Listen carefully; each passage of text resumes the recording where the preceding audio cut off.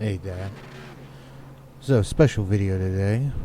We are at the Daytona road course, the brand new one, just announced like 3 weeks ago, question mark. Anyway, so we're here. No, only like 4 people qualified, so that's why I'm on pole. This is not the first time this has happened. This is the only second race I've done in the Xfinity Camaro at Daytona. And so it's still pretty weird. I guess people want to stay in the back trying to avoid the wreck. But nobody else qualifies, so they're always in the wreck. So it's just better to qualify. And so starting on pole, I have done a little bit of practice at this track. Not too much, but just enough to where I'm fairly comfortable with it. Mostly all I do during the race is just brake way late and just take it nice and smooth through the corners. You should be able to see it a couple times on the wide shots back here, but people just absolutely clean themselves. I mean, there's multiple times throughout this race there I get a big jump off the pole, and then fun fact, didn't know it at the time because I got no indication whatsoever that I just got slammed right in the ass and had a big fucking just a Ford mark right in the rear of my Camaro. But didn't know that until the end of the race, and so I pulled away here at the start. Yeah, there was multiple times. You probably saw it right there in the background, but the guy in second place just spun the tires, almost spun it around right there on the third corner, and that's all that happened during the race. I obviously don't have the real time up, but there's multiple times right here. I think I had a maybe 3-second lead on everybody, and I mean I was just waiting for it, because I was braking late. I just wanted a nice, clean, smooth race, no major issues, no off tracks, nothing going through the bus stops at the back. But no, we had two screw ups, one that was minor, and then one major screw up at the end that we'll get to when we get there.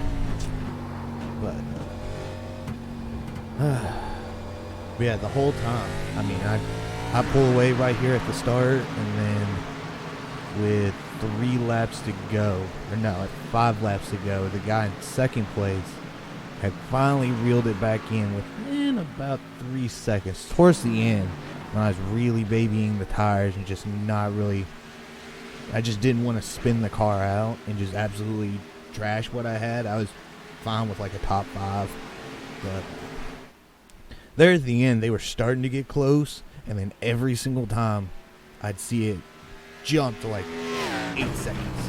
Just absolutely ridiculous. So here we are going down the front sweeper. This area I thought would be a lot more difficult than what it was. I knew the actual road course part, the infield part, would be really tricky, because the road course is really set up for LMP1 GT cars, where you got a lot more aero, I'd say about the same levels of mechanical grip. That, and they don't weigh fucking 5 million tons like the stock cars do. But coming up here, this was the tricky part. This part gave me a lot of trouble.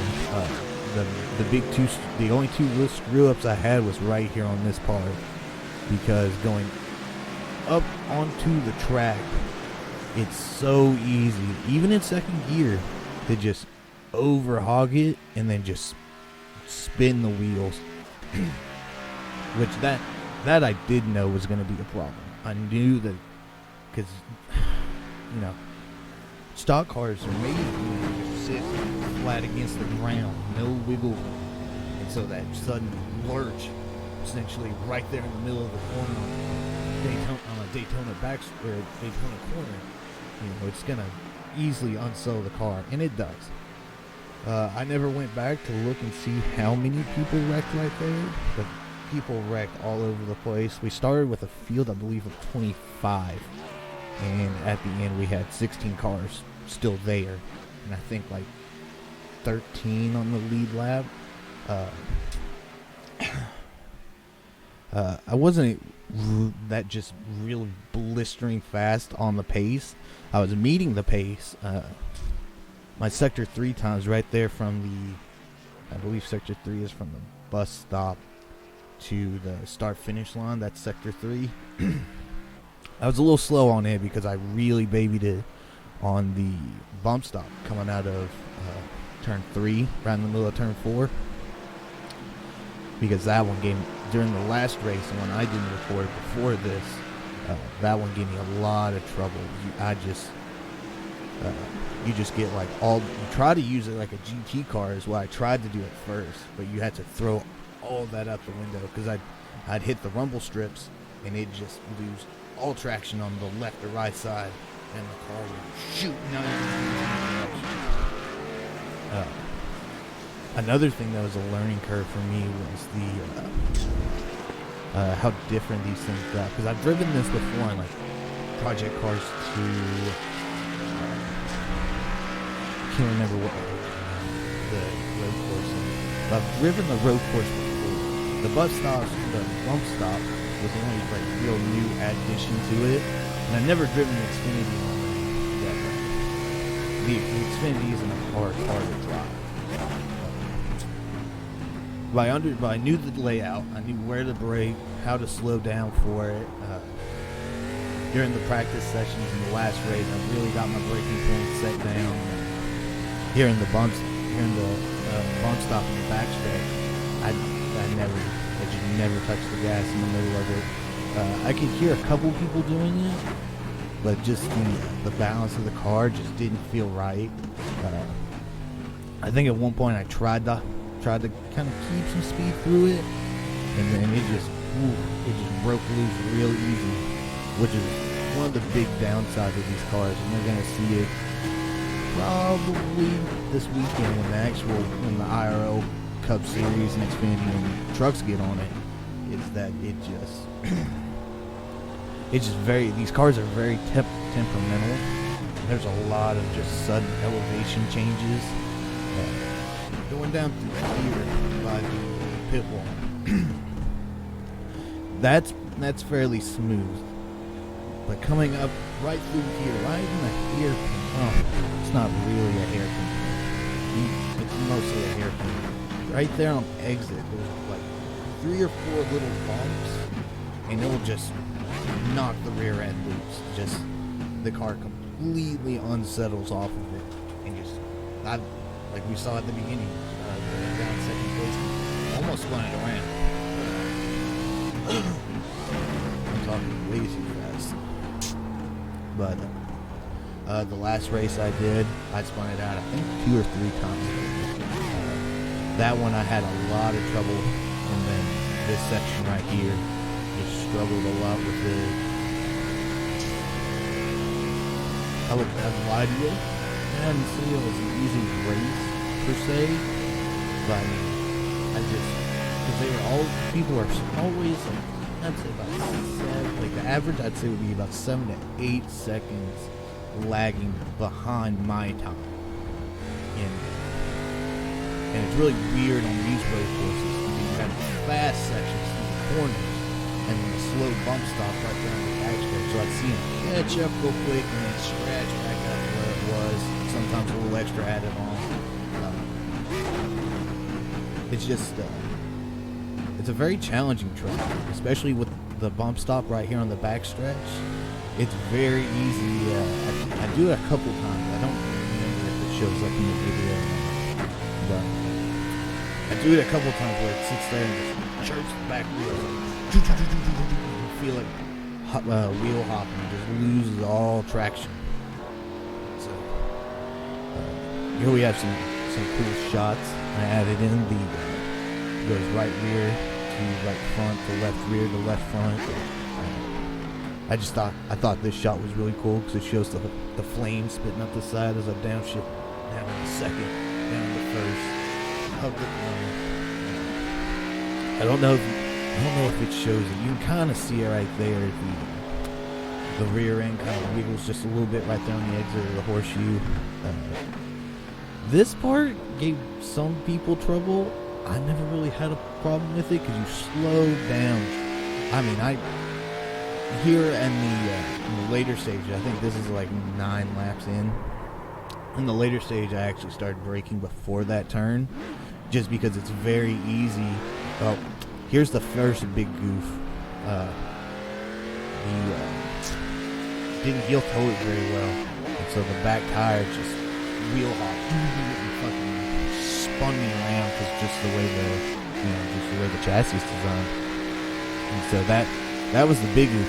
So now you can actually see second place right there in the background, just kind of peeking up through the top. There's third place too. Keep an eye on him. But that little oopsie really set me back. I think he got back up into like a 3 second lead. Or no, 2.5 I believe. It was like a 2.5 second gap. And then third place keep fighting, which is another thing that really made this track the lead very easy for me to hold. Was people sit there and fight each other, and it's just super easy just to breeze right through and just keep my solid, consistent pace. If you keep a solid pace, don't make any mistakes, it's too easy to win at this track if you get a good starting position. Coming up here, we should get to the second big oopsie. I love this part right here. This is a part I never thought I'd like, was the big sweeper into turn 1. Just absolutely blast the nail right. Yeah, here we are. So this is big oopsie number 2. This is where I essentially throw away the win. Coming out of there, I mean, got the entry right, but this is, I believe, like 3 laps to go. I mean, we were right there at the end. Those old tires. I was in second gear. Just slid it all the way up the track and led second place past me. Did not have enough of a lead or enough traction to regain the lead. So he blows by me right there. And then it's just, at this point, I want to chase him down and move him out of the way to take the win. But still haven't gotten any incident points. Just been a nice, clean race. So I'm just going to bide my time. He might make a mistake, because a lot of people did. A lot of people would get close to me and then just overshoot a corner, run through the bus stop. People always make mistakes right there at the end. And that was another thing I had to tell myself, was not to push too hard and blow through the bus stop or miss a corner or miss a shift. And so chasing him back down here. Here we go. So this is the final lap. White flags flying. And he's, I'd say, about 2 to 2.5 seconds ahead of me. And the car in front of him is a lap car. That's 50. And so we're chasing him down. And that little thought in the back of my head is I know he's probably going to slow the leader up. You stay consistent, stay solid. I got this in the back. Too easy. Hit my braking points, and then son of a bitch spins out right at the bus stop and smacks the leader. And I'm just like a fucking shark with blood in the water. I am pushing hard, pushing as hard as I can. And then I think to myself, it's not how I'd want to win. I'd be mad if that was me and some black cart took me out and let this dude win. So I didn't draft him. Took it easy through the bus stop, but still wanted that nice, solid, easy win. And essentially gave it to him